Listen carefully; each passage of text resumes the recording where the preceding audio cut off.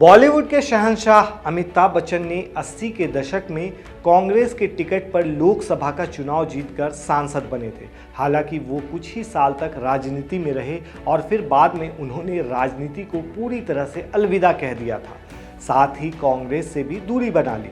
बताया जाता है कि जैसे जैसे कांग्रेस की सत्ता से दूरी होने लगी, वैसे वैसे अमिताभ बच्चन भी कांग्रेस से दूर होने लगे। साल 1984 में राजीव गांधी ने अपने दोस्त अमिताभ बच्चन को कांग्रेस के टिकट पर इलाहाबाद लोकसभा सीट से चुनाव लड़ने के लिए राजी किया था। अमिताभ बच्चन ने लोकसभा का चुनाव लड़ा भी और जीतकर सांसद भी बने। अमिताभ बच्चन ने इलाहाबाद लोकसभा सीट से कद्दावर नेता और यूपी के पूर्व मुख्यमंत्री हेमवती नंदन को हराया था। हालांकि अमिताभ बच्चन का राजनीतिक सफर ज्यादा नहीं चला और उन्होंने 3 साल बाद ही लोकसभा से इस्तीफा देकर राजनीति छोड़ दी थी। बताया जाता है कि इसकी अहम वजह बोफोर्स घोटाले में उनका नाम आना था। अपना नाम आने पर अमिताभ बच्चन को ये कदम उठाना पड़ा। हालांकि बाद में इस मामले को लेकर अमिताभ बच्चन ब्रिटेन की अदालत गए और वहां से जीत हासिल की, लेकिन फिर समय के साथ साथ उनकी गांधी परिवार से दूरी भी बढ़ने लगी और जो बाद में लगभग खत्म ही हो गई।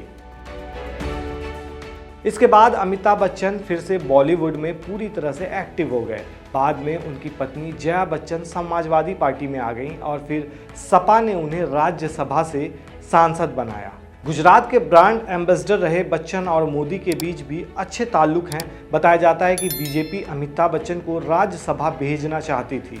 अमिताभ को राज्यसभा में भेजकर भाजपा एक तीर से कई शिकार करना चाहती थी।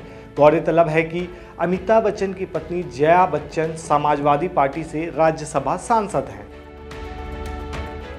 बिग बी और कांग्रेस के बीच पारिवारिक रिश्ते थे, लेकिन दोनों के रास्ते साल 1987 में बोफोर्स स्कैंडल के दौरान ही अलग हो गए थे। लेकिन अमिताभ बच्चन ने अपने दोस्त और पूर्व पीएम राजीव गांधी और उनके परिवार से दोस्ती खत्म नहीं की थी। लेकिन धीरे धीरे हालात पूरी तरह से बदल गए और अमिताभ बच्चन पूरी तरह से कांग्रेस परिवार से दूर हो गए।